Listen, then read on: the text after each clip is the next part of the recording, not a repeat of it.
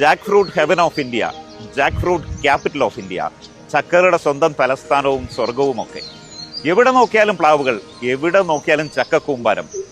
ഒരു പ്ലാവ് പോലും ഇല്ലാത്ത വീട് പോലുമില്ല ഈ ഗ്രാമത്തിൽ. തമിഴ്നാട്ടിലെ കടലൂർ ജില്ലയിലെ പൺറൂട്ടി.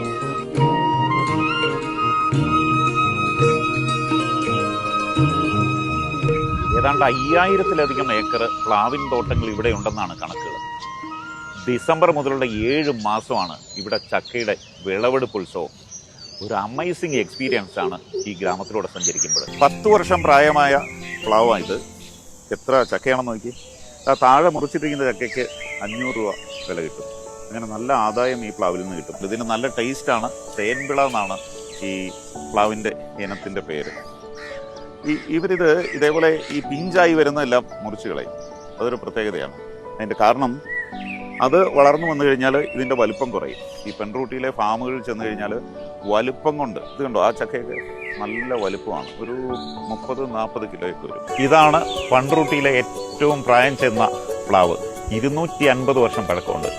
അതായത് കൊണ്ട് ഇത്രയും പ്രായം ചെന്നിട്ടും ഇഷ്ടം പോലെ ചക്ക ഇങ്ങനെ ചെറുതും വലുതുമായിട്ട് തൂങ്ങിക്കിടക്കാണ്. ഇവിടെ പ്രായം എഴുതി വെച്ചിട്ടുണ്ട്, വയസ്സ് എഴുതി വെച്ചിട്ടുണ്ട്. More than 250 years old Jack fruit tree. ഞങ്ങൾ 5 പേര് കൈ ഇങ്ങനെ നീട്ടി പിടിച്ചിട്ടും പ്ലാവ് മുത്തശ്ശിയെ കവർ ചെയ്യാനായിട്ട് പറ്റുന്നില്ല. അത്രയും വലുപ്പമാണ് ഇതിന്. ഇതാണ് ഏതാണ്ട് 80 കിലോയോളം വരുന്ന ചക്ക. ഏതാണ്ട് 10,000-2,500 രൂപ ഈ ചക്ക വിറ്റാൽ ഈ പ്ലാവ് ഉടമയ്ക്ക് കിട്ടും.